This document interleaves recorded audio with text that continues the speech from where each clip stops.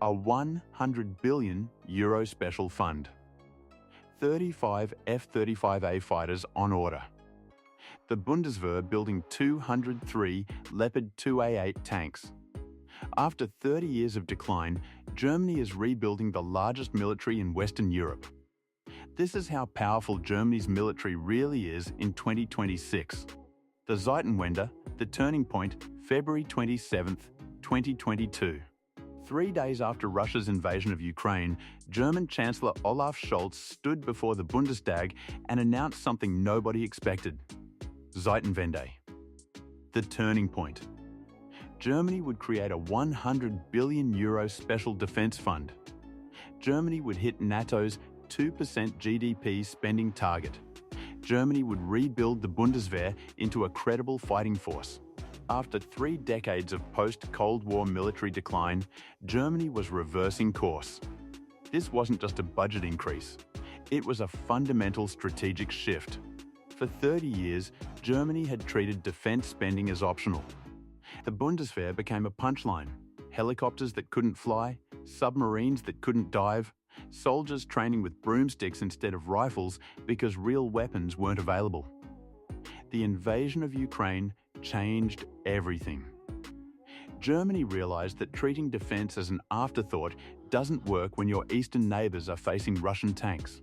The €100 billion Sondervermögen special fund was approved by the Bundestag with overwhelming support, and the money started flowing immediately.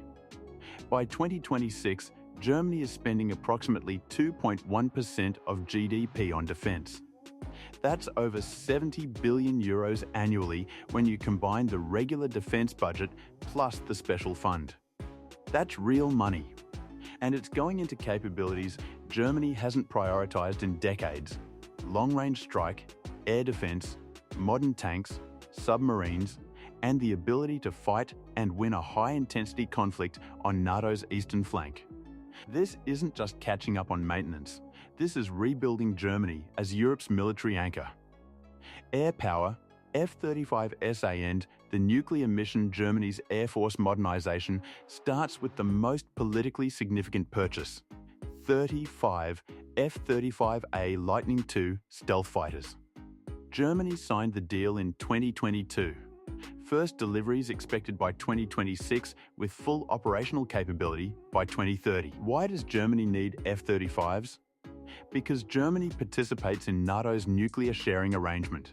Germany hosts US B61 nuclear gravity bombs at Chell Air Base. And those bombs require aircraft capable of penetrating enemy air defenses to deliver them. For decades, Germany used Tornado jets for this role. But the Tornado is ancient. Designed in the 1970s. Scheduled for retirement. The F-35 is the only NATO aircraft certified to carry the B61 Mod 12, the modernized nuclear bomb. So Germany buying F-35s isn't just about having a cool stealth fighter. It's about maintaining Germany's role in NATO's nuclear deterrent. It's about signaling to Russia that Germany is serious about collective defense. And it's about having an aircraft that can operate in contested airspace where fourth-generation jets would be shot down. But the F-35s aren't the only fighters. Germany operates over 140 Eurofighter Typhoons. These are fourth-generation plus multi-role fighters, air superiority, ground attack, reconnaissance. Germany is also buying additional Typhoons under the Tranche 5 program to replace older variants. The combination of F-35s for nuclear deterrence and high-end penetrating strike, plus Typhoons for air policing and conventional missions, gives Germany a 2-tier air combat capability that didn't exist 5 years ago. Germany also operates a capable transport fleet. 53 Airbus A400M Atlas strategic airlifters. These are heavy-lift cargo aircraft designed to move troops, vehicles and supplies across Europe or deploy overseas. Germany has one of the largest A400M fleets in NATO, proof that Germany is investing in the logistics backbone required to move forces rapidly in a crisis. Land forces. The Leopard 2A8A and modern armor Germany's land forces are where the Bundeswehr's resurgence is most visible. The headline: Germany is building 203 new Leopard 2A8 main battle tanks. These are the most advanced Leopard variant ever produced. Built by Krauss-Maffei Wegmann. Delivery starting in 2026. The Leopard 2A8 features upgraded composite armor, active protection systems, improved fire control computers, trophy apps for hard kill intercepting incoming missiles, enhanced situational awareness with 360-degree cameras and sensors, and full integration with NATO digital battlefield management systems. This isn't an incremental upgrade. This is a next-generation tank designed to fight peer adversaries in high-intensity combat. And Germany is building enough of them to equip 3 full armored brigades. But tanks need infantry support. Germany operates over 350 Puma infantry fighting vehicles, among the most advanced IFVs in the world. Unmanned turret. 30 rearmament autocannon. Spike anti-tank missiles. Modular armor that can be adjusted based on threat level. Networked sensors feeding data to tank commanders and infantry squad leaders in real time. Germany also fields over 400 Boxer-wheeled armoured personnel carriers. These are 8x8 wheeled vehicles designed for rapid deployment, convoy escort, and mechanized infantry transport. They're modular, meaning you can swap mission modules depending on whether you need troop transport, command and control, ambulance, or reconnaissance configurations.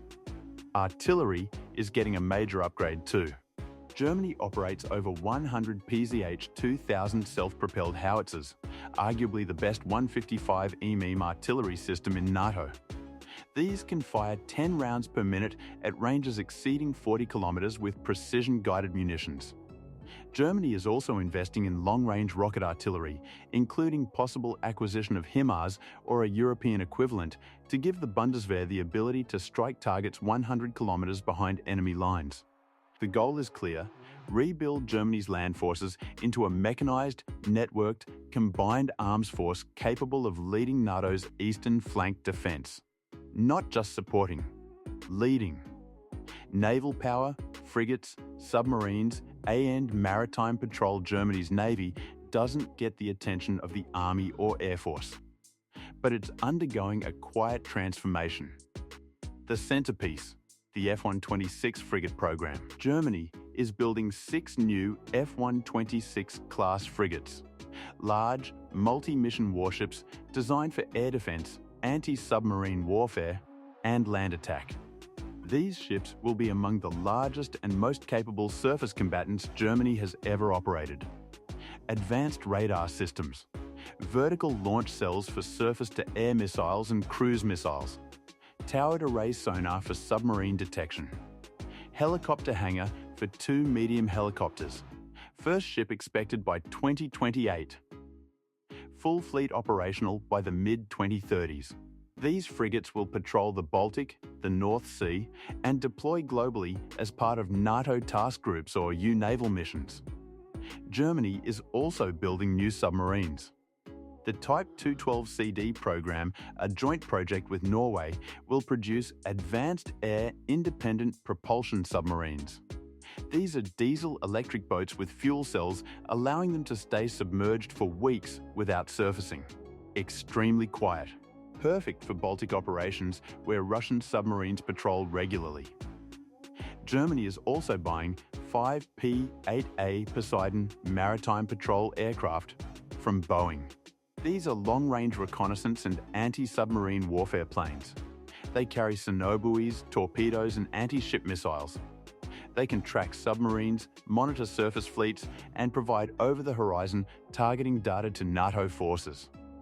For a country whose entire northern border is coastline and whose trade depends on secure sea lanes through the Baltic and North Sea, maritime security isn't optional. Germany is finally investing in the naval capability required to control its own waters. Long-range strike A&D air defense, Taurus, Patriot, A&D Arrow 3. Germany's long-range strike capability centers on one system. The Taurus kept 350 cruise missile. This is an air-launched, GPS-guided, bunker-busting cruise missile with a range of over 500 kilometers. It's designed to penetrate hardened targets, command bunkers, ammunition depots, airfields. Germany has hundreds of Taurus missiles. They're carried by Typhoon fighters, and they give Germany the ability to strike targets deep inside enemy territory without putting pilots at risk. But defense is just as important as offense. Germany operates multiple layers of air and missile defense. At the top tier, Patriot PAC-3 systems. These are long-range surface-to-air missiles designed to intercept aircraft, cruise missiles, and ballistic missiles. Germany has several batteries deployed domestically and abroad. Germany is also deploying IRIS-T-SEL-M, a medium-range air defense system designed to protect against drones, helicopters, aircraft, and cruise missiles. IRIS-T-SEL-M has already been supplied to Ukraine and proven effective in combat. Germany is buying more for domestic defense. And then there's Arrow 3. Germany is acquiring Israel's Arrow 3 ballistic missile defense system as part of the European Sky Shield initiative. Arrow 3 intercepts ballistic missiles in space, exo-atmospheric interception. It's designed to stop intermediate and long-range ballistic missiles before they re-enter the atmosphere. This gives Germany and its NATO allies a layered defense against Russian missile threats. Short-range threats get intercepted by IRIS-T. Medium and long-range cruise missiles get intercepted by Patriot. Ballistic missiles get intercepted by Arrow 3. The goal is simple: make it extremely difficult for an adversary to hit German territory or German forces with standoff weapons. Force them to commit aircraft and ground forces where NATO has conventional superiority. Active personnel A&D reserves, rebuilding the force. Germany currently has approximately 180,000 active duty military personnel. That's small compared to Cold War numbers when the Bundeswehr had over 500,000 troops.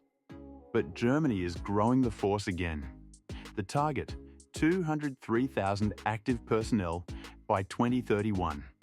That's a modest increase, but it's combined with a push to improve retention, increase readiness, and expand reserve forces. Germany is also debating whether to reintroduce some form of conscription or mandatory service to build a larger mobilization base. The Bundeswehr's problem isn't just numbers, it's readiness. For years, equipment wasn't maintained, spare parts weren't ordered, training budgets were cut.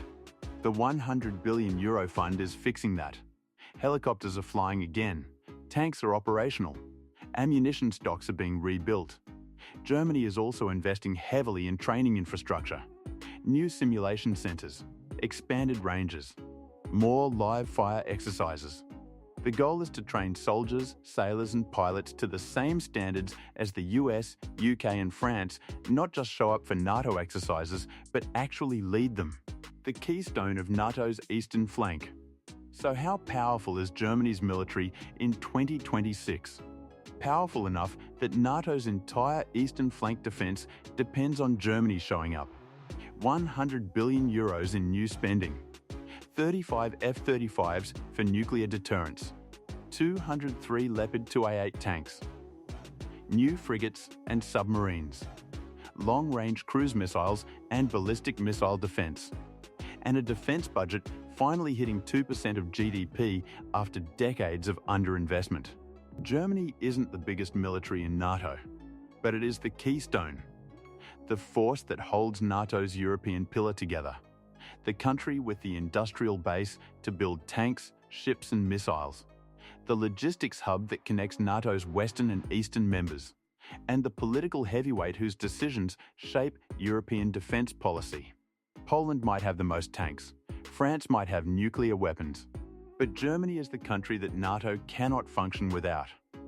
And after 30 years of treating defense as optional, Germany is finally acting like it.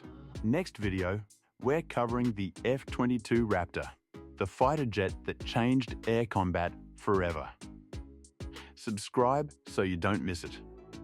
Because Germany just proved something important. When Europe's largest economy decides to rebuild its military, the balance of power shifts. And Russia is watching.